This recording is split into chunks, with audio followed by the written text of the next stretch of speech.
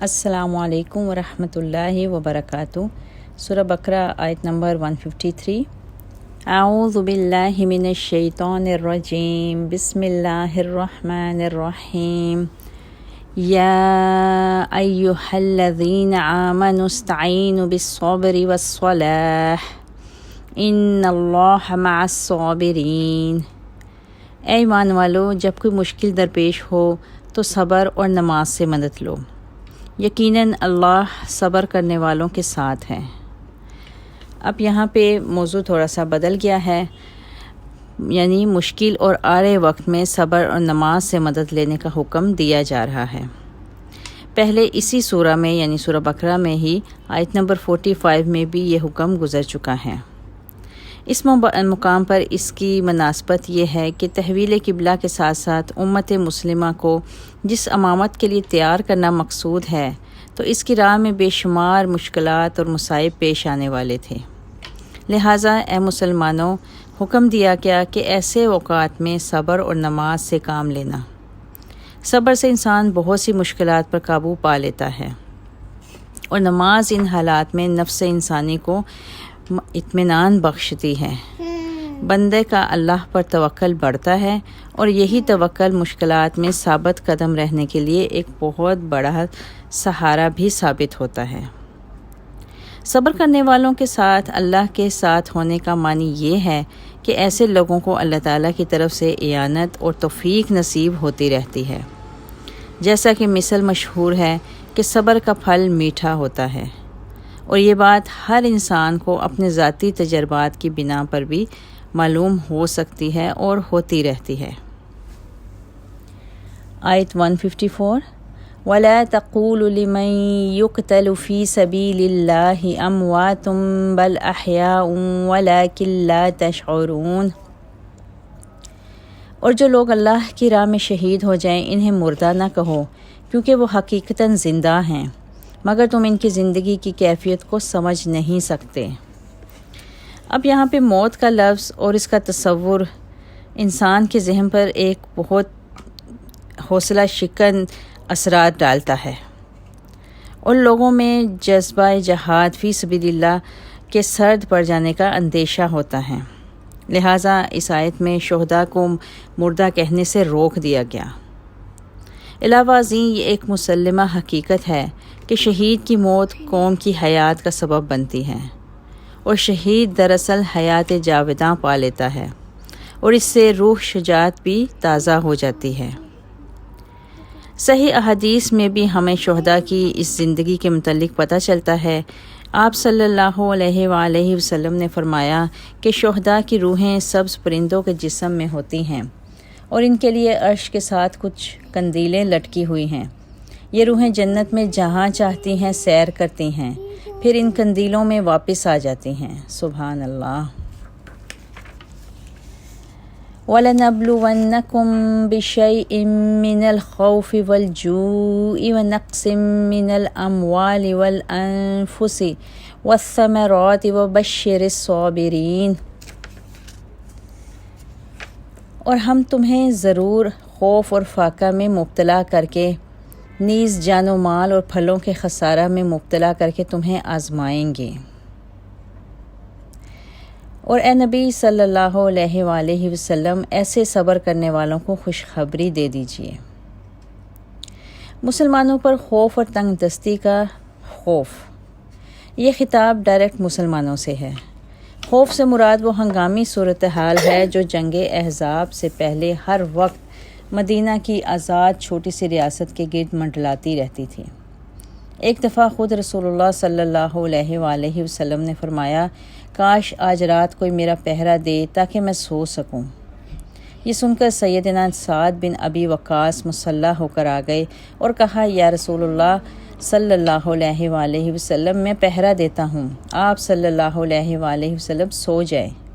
چنانچہ آپ صلی اللہ علیہ وسلم نے اس طرح آرام فرمایا۔ اور ایک رات اہل مدینہ ایک خوفناک آواز سن کر گھبرا گئے۔ پھر وہ اس آواز کی طرف روانہ ہوئے تو دیکھا رسول اللہ صلی اللہ علیہ وآلہ وسلم ادھر سے واپس آ رہے ہیں۔ آپ صلی اللہ علیہ وآلہ وسلم ان سے پہلے ہی سواز کی جانب روانہ ہو گئے تھے اور خبر معلوم کر کے آ رہے تھے۔ آپ صلی اللہ علیہ وآلہ وسلم نے لوگوں سے کہا، ڈرو نہیں۔ اس دور میں مسلمانوں کی معاشی تنگ دستی کا حال ہمیں اس آیت سے بخوبی پتہ چلتا ہے اور احادیث سے بھی ہمیں معلوم ہوتا ہے۔ سیدنا ابو ہریرہ رضی اللہ تعالیٰ عنہ کہتے ہیں کہ میں نے صفہ والوں میں 70 آدمی ایسے دیکھے جن کے پاس چادر تک نہ تھی، یا تو وہ فقط تہبند یا فقط کمبل، جسے انہوں نے گردن سے باندھ رکھا تھا، جو کسی کی آدھی پنڈلیاں تک پہنچتا اور کسی کے ٹہنوں تک، جسے وہ اپنے ہاتھ سے سمیٹتے رہتے، اس ڈر سے کہ کہیں ان کا ستر نہ کھل جائے۔ سیدہ عائشہ رضی اللہ تعالی عنہما نے اپنے بھانجے عروہ بن زبیر رضی اللہ تعالی عنہ سے کہا کہ میرے بھانجے، ہم پر ایسا وقت گزر چکا ہے کہ ہم ایک چاند دیکھتے، پھر دوسرا چاند، پھر تیسرا چاند، یعنی 2 مہینے آپ صلی اللہ علیہ وآلہ وسلم کے گھر میں آگ نہیں جلتی تھی۔ عروہ نے کہا، خالہ، پھر تمہاری گزر بسر کس چیز پر ہوتی تھی؟ سیدہ عائشہ رضی اللہ تعالیٰ عنہما نے فرمایا، انہی 2 کالی چیزوں یعنی کھجور اور پانی پر۔ اتنا ضرور تھا کہ چند انصاری لوگ آپ کے ہمسائے تھے جن کے پاس بکریاں تھیں، وہ آپ صلی اللہ علیہ وآلہ وسلم کے لیے بکریوں کا دودھ تحفہ کے طور پر بھیجا کرتے، جس سے ہم آپ صلی اللہ علیہ وآلہ وسلم کو بھی پلاتے۔ سیدنا ابو ہریرہ رضی اللہ تعالی عنہ فرماتے ہیں کہ رسول اللہ صلی اللہ علیہ وآلہ وسلم کی آل پر اور آپ صلی اللہ علیہ وآلہ وسلم کی وفات تک ایسا زمانہ نہیں گزرا کہ انہوں نے مسلسل 3 دن پیٹ بھر کر کھانا کھایا ہو۔ سیدنا ابو موسیٰ اشعری رضی اللہ تعالیٰ عنہ فرماتے ہیں کہ ہم 6 آدمی رسول اللہ صلی اللہ علیہ وآلہ وسلم کے ساتھ ایک لڑائی کو نکلے۔ سواری کے لیے ہم سب کے پاس ایک ہی اونٹ تھا اور باری باری اس پر سوار ہوتے، اور چلتے چلتے ہمارے پاؤں پھٹ گئے اور میرے تو پاؤں پھٹ کر ناخن بھی گر پڑے۔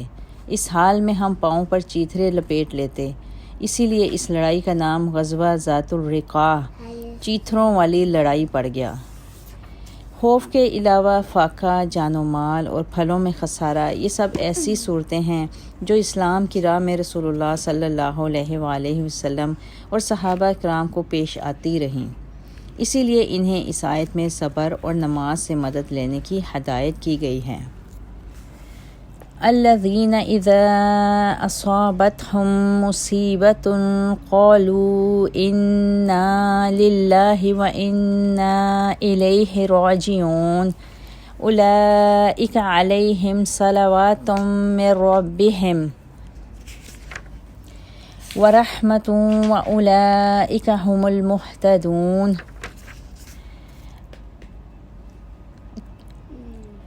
کہ جب انہیں کوئی مصیبت آئے تو فوراً کہہ اٹھتے ہیں کہ ہم خود بھی اللہ ہی کی ملک ہیں اور اسی کی طرف ہمیں لوٹ کر جانا ہے۔ ایسے ہی لوگوں پر اللہ کی رب کی طرف سے ان کے رب کی طرف سے عنایات اور رحمتیں برستی ہیں، اور ایسے ہی لوگ ہدایت یافتہ ہوتے ہیں۔ اب یہاں اس آیت میں ہمیں وہ الفاظ ملتے ہیں انا للہ و انا الیہ راجعون، جو ہم کسی بھی گمشدہ چیز کے لیے یا اپنے کسی پیارے کی وفات پہ ادا کرتے ہیں۔ یہ کلمات صرف زبان ہی سے ادا نہیں کرتے، بلکہ دل سے بھی اس بات کے قائل ہوتے ہیں کہ چونکہ ہم اللہ ہی کی ملک ہیں، لہٰذا ہماری جو چیز بھی اللہ کی راہ میں قربان ہوئی وہ اپنے ٹھیک ٹھکانے پر پہنچ گئی۔ اور پھر ان لوگوں کے متعلق بتایا گیا ہے کہ جو مصیبت کے وقت یہ الفاظ کہتے ہیں، وہ کسی قسم کی بے قراری یا اضطراب کا اظہار نہیں کرتے، نہ ہی زبان سے کوئی ناشکری کا کلمہ ادا کرتے ہیں۔ پیارے نبی صلی اللہ علیہ وآلہ وسلم کا نواسہ یعنی حضرت زینب کا بیٹا فوت ہو گیا تو آپ صلی اللہ علیہ وآلہ وسلم نے اپنی بیٹی سے فرمایا، یوں کہو، ان لہ ما اخذ لہ ما عطا وکل شیء عندہ باجل مسمی فلتصبروا لتحسبوا جو اس نے لے لیا وہ اسی اللہ ہی کا تھا، اور جو دے رکھا ہے وہ بھی اسی کا ہے۔ اس کے ہاں ہر چیز کا ایک وقت مقرر ہے، لہٰذا تمہیں چاہیے کہ صبر کرو اور اس سے امید کی ثواب کی امید رکھو۔ ان الصفا والمروۃ من شعائر اللہ، ان الصفا والمروۃ من شعائر اللہ فمن حج البیت او اعتمر فلا جناح علیہ ان یطوف بہما ومن تطوع خیرا فإن اللہ شاکر علیم۔ صفا اور مروہ اللہ کی نشانیوں میں سے ہیں، لہٰذا جو شخص کعبہ کا حج کرے یا عمرہ کرے تو اس پر کچھ گناہ نہیں کہ وہ ان دونوں کا طواف کرے، اور جو شخص بررضا اور رغبت نیکی کا کوئی کام کرے تو بے شک اللہ بڑا قدردان ہے اور ہر بات کو جاننے والا ہے۔ اب یہاں میں ان آیات میں صفا اور مروہ کے متعلق بتایا جا رہا ہے۔ صفا اور مروہ خانہ کعبہ کے نزدیک دو پہاڑیاں ہیں جن کے درمیان 7 بار دوڑنا مناسک حج میں شامل ہے، جو اللہ تعالیٰ نے سیدنا ابراہیم علیہ السلام کو سکھائے تھے۔ زمانہ مابعد میں جب مشرکانہ جاہلیت پھیل گئی تو مشرکوں نے صفا پر اصاف اور مروہ پر نائلہ نام کے بت رکھ دیے اور ان کے گرد طواف ہونے لگا۔ یہی وجہ تھی کہ مسلمانوں کے دلوں میں یہ سوال کھٹکنے لگا کہ آیا صفا اور مروہ کے درمیان سعی حج کے اصلی مناسک میں سے ہے یا یہ محض مشرکانہ دور کی ایجاد ہے؟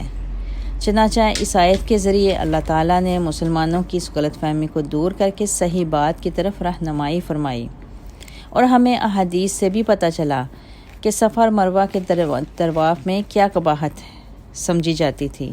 عاصم بن سلیمان کہتے ہیں کہ میں نے انس بن مالک رضی اللہ تعالیٰ عنہ سے اس آیت کے بارے میں پوچھا تو انہوں نے کہا کہ ابتدائے اسلام میں ہم اسے جاہلیت کی رسم سمجھتے تھے، لہٰذا اسے چھوڑ دیا، تب یہ آیت نازل ہوئی۔ اس کے علاوہ اہل مدینہ صفا اور مروہ کے درمیان سعی کو اس لیے برا سمجھتے تھے کہ وہ منات کے معتقد تھے۔ منات ایک بت کا نام تھا، اور اصاف اور نائلہ یعنی ان دونوں بتوں کو وہ نہیں مانتے تھے۔ چنانچہ ہشام بن عروہ اپنے باپ سے روایت کرتے ہیں کہ میں نے سیدہ عائشہ سے پوچھا جبکہ میں بھی کم سن تھا کہ اللہ تعالیٰ کے قول ان الصفا والمروۃ سے تو یہ معلوم ہوتا ہے کہ اگر کوئی شخص صفا اور مروہ کا طواف نہ کرے تب بھی کوئی قباحت نہیں۔ سیدہ عائشہ رضی اللہ تعالیٰ عنہما نے جواب دیا، اس کا مطلب یہ نہیں، اگر یہ مطلب ہوتا تو اللہ تعالیٰ یوں فرماتے اگر ان کا طواف نہ کرے تو کوئی گناہ نہیں۔ یہ آیت انصار کے حق میں اتری ہے، وہ حالت احرام میں منات کا نام پکارتے تھے اور یہ بت قدیر کے نام مقام پر نصب تھا۔ انصار کو صفا اور مروہ کا طواف کرنا وہ لوگ برا سمجھتے تھے۔ جب وہ اسلام لے آئے تو اس کے متعلق رسول اللہ صلی اللہ علیہ وآلہ وسلم سے پوچھا، تب یہ آیت نازل ہوئی اور تمام مسلمانوں کو صفا اور مروہ کی اصل حقیقت پتہ چلی۔ ان الذین یکتمون ما انزلنا من البینات والہدی من بعد ما بیناہ للناس فی الکتاب اولئک یلعنہم اللہ ویلعنہم اللاعنون الا الذین تابوا واصلحوا وبینوا فأولئک اتوب علیہم وانا التواب الرحیم ان الذین کفروا وماتوا وهم کفار اولئک علیہم لعنۃ اللہ والملائکۃ والناس اجمعین خالدین فیہا لا یخفف عنہم العذاب ولا هم ینظرون وإلہکم الہ واحد لا الہ الا هو الرحمن الرحیم۔ اور جو لوگ ہمارے نازل کردہ واضح دلائل اور ہدایت کی باتیں چھپاتے ہیں جبکہ ہم انہیں اپنی کتاب میں سب لوگوں کے لیے کھول کر بیان کر چکے ہیں، تو ایسے ہی لوگ ہیں جن پر اللہ بھی لعنت کرتا ہے اور لعنت کرنے والے بھی لعنت کرتے ہیں۔ البتہ جن لوگوں نے اس کام سے توبہ کر لی اور اپنی اصلاح کر لی اور جو بات چھپائی تھی اس کی وضاحت کر دی تو میں ایسے ہی لوگوں کی توبہ قبول کرتا ہوں۔ اور میں ہر ایک کی توبہ قبول کرنے والا اور نہایت رحم کرنے والا ہوں۔ جو لوگ کفر کرتے رہے پھر اسی کفر کی حالت میں مر گئے تو ایسے لوگوں پر اللہ کی، فرشتوں کی اور سب لوگوں کی لعنت ہے۔ وہ ہمیشہ اسی حالت میں رہیں گے۔ ان سے یہ سزا کم نہ کی جائے گی اور نہ ہی انہیں کچھ مہلت دی جائے گی۔ تمہارا الہ ایک ہی الہ ہے، اس کے سوا کوئی الہ نہیں۔ وہ نہایت مہربان، بڑا رحم فرمانے والا ہے۔ اب یہاں میں اس آیت میں حق کو چھپانے والے لوگوں کا ذکر آیا ہے، اور اس کے مخاطب وہ لوگ ہیں جن کا دینی لحاظ سے معاشرہ میں کچھ مقام ہوتا ہے اور ان کی اتباع کی جاتی ہے، مثلاً علماء، پیر و مشائخ، واعظ اور مصنفین وغیرہ۔ ایسے حضرات اگر اللہ تعالیٰ کے واضح احکام اور ہدایات کو چھپائیں تو اس کا نتیجہ چونکہ عام گمراہی اور فساد کی شکل میں ظاہر ہوتا ہے، لہٰذا یہ لوگ بدترین قسم کے مجرم ہوتے ہیں، جو اپنے گناہ کے بار کے علاوہ اپنے بے شمار ماننے والوں کے گناہ کا بھی بوجھ اپنے سر پہ اٹھاتے ہیں۔ لہٰذا ان پر اللہ بھی لعنت کرتا ہے، فرشتے بھی، انسان بھی اور بری اور بحری مخلوق بھی، حتیٰ کہ پانی کی مچھلیاں بھی، اس لیے کہ فساد فی الارض یا عذاب الہی کی صورت میں انسانوں کے علاوہ دوسری مخلوق بھی متاثر ہوتی ہے۔ مثال کے طور پر علماء یہود جنہوں نے تورات کے علم کو بس اپنی ہی حلقہ میں محدود کر رکھا تھا اور مثلاً رجم کی آیت کو چھپاتے تھے وہ لوگ، اور عوام میں زنا کی سزا ہی دوسری تجویز کر لی تھی، اور دیدہ و دانستہ عوام میں مشہور کر دیا تھا کہ ابراہیم علیہ السلام یا اسحاق علیہ السلام وغیرہ یہودی تھے۔ اس کے علاوہ قبلہ کے متعلق صحیح معلومات عوام سے چھپا رکھی تھی۔ چنانچہ سیدنا ابو ہریرہ رضی اللہ تعالیٰ عنہ فرماتے ہیں کہ لوگ کہتے ہیں کہ ابو ہریرہ بہت حدیثیں بیان کرتا ہے، حالانکہ اصل بات یہ ہے کہ اگر کتاب اللہ میں یہ 2 آیتیں نہ ہوتیں تو میں کوئی حدیث بیان نہ کرتا۔ سبحان اللہ۔ سیدنا انس رضی اللہ تعالیٰ عنہ کہتے ہیں کہ رسول اللہ صلی اللہ علیہ وآلہ وسلم نے معاذ رضی اللہ تعالیٰ عنہ کو 3 بار پکارا اور پھر فرمایا، معاذ، جو شخص سچے دل سے یہ گواہی دے کہ اللہ کے سوا کوئی عبادت کے لائق نہیں اور محمد اللہ کے رسول صلی اللہ علیہ وآلہ وسلم ہیں، اللہ اسے آگ پر حرام کر دے گا۔ سبحان اللہ۔ معاذ رضی اللہ تعالیٰ عنہ کہنے لگے، میں لوگوں کو یہ بات بتا دوں کہ وہ خوش ہو جائیں؟ فرمایا، پھر وہ توکل کر بیٹھیں گے، لہٰذا ایسی بشارت نہ دو۔ پھر معاذ رضی اللہ تعالیٰ عنہ نے موت کے وقت گنہگار ہونے کے ڈر سے لوگوں سے یہ بات بیان کی۔ اب یہاں پہ توبہ کی کچھ شرائط ہم دیکھتے ہیں کہ توبہ تو اللہ قبول کرتا ہے، لیکن اس کی کچھ شرائط ہیں۔ صرف توبہ کرنا ہی کافی نہیں، بلکہ اس کتمان حق یعنی حق کو چھپانے سے جو بگاڑ پیدا ہوا تھا اس کی انہیں اصلاح بھی کرنا ہوگی۔ پھر اپنی غلطی کا لوگوں کے سامنے برملا اعتراف بھی کرنا ہے۔ تو صرف ایسے لوگوں کی اللہ توبہ قبول کرے گا، ورنہ نہیں۔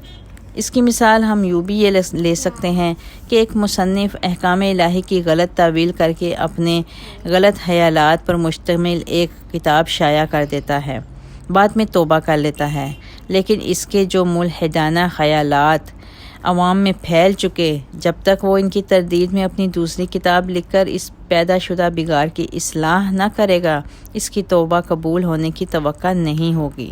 اور یہاں پہ الفاظ جو آیت میں استعمال ہوئے ہیں بینوا، ان کا یہی مفہوم ہے۔ کفر کے معنی انکار کر دینا یعنی ایمان نہ لانا بھی ہے، یعنی جب وہ آیتوں کا انکار کرتے تھے، ایمان نہیں لاتے تھے۔ اس کا مطلب اس آیت میں اسی طرح سے بتایا جا رہا ہے، ان الذین کفروا، یعنی وہ لوگ جو انکار کرتے رہے، کفر کرتے رہے۔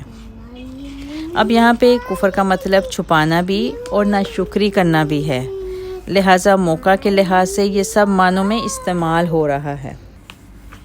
اب اگلی آیت میں جو بہت ہی پیارے الفاظ اللہ تعالیٰ نے بتائے، وَإِلَٰهُكُمْ إِلَٰهٌ وَاحِدٌ لَا إِلَٰهَ إِلَّا هُوَ الرَّحْمَٰنُ الرَّحِيمُ، یہ خطاب دراصل مشرکین مکہ سے ہے جنہوں نے کئی الہ بنا رکھے تھے اور وہ سمجھتے تھے کہ اتنے بڑے کارگاہ کائنات کا سارا نظام انتظام ایک اکیلا اللہ کیسے سنبھال سکتا ہے؟ ان کی عقل میں یہ بات آ ہی نہیں سکتی تھی، لہٰذا انہوں نے مختلف امور کے لیے مختلف الہ تجویز کر رکھے تھے، اور جتنی پرانی تہذیبیں پائی جاتی ہیں، مثلا ہندی، رومی، مصری، یونانی تہذیبیں، ان سب لوگوں نے دیوی دیوتاؤں کا ایسا ہی نظام تجویز کر رکھا تھا، اور مسلمانوں میں بھی اکثر لوگوں میں مختلف قسم کی گو زبانی نہیں، مثلا عملاً ایسے ہی اعتقادات و افعال رائج ہو چکے ہیں۔ یہ سب لوگ ہی اس آیت کے مخاطب ہیں، اور اس کی وجہ یہ ہے کہ ان لوگوں کو اللہ تعالیٰ کی معرفت نصیب نہیں ہوتی، اور قرآن میں یہ موضوع بہت لاتعداد مقامات پر آیا ہے۔ توحید کا ٹاپک کہیں سرسری ذکر کیا گیا ہے، اور کہیں تفصیل سے، اور کہیں دلائل کے ساتھ۔ انشاءاللہ آگے بھی بہت سے مقامات پر ہم اس کی ڈیٹیل انشاءاللہ پڑھیں گے۔ اللہ تعالیٰ سے دعا ہے کہ اللہ تعالیٰ ہمیں ہمیشہ توحید پر قائم رہنے والا اور توحید کی گواہی دینے والا بنائے، آمین یا رب العالمین۔ وآخر دعانا ان الحمد للہ رب العالمین۔ سبحان ربک رب العزت عما یصفون وسلام علی المرسلین والحمد للہ رب العالمین، وما علینا الا البلاغ۔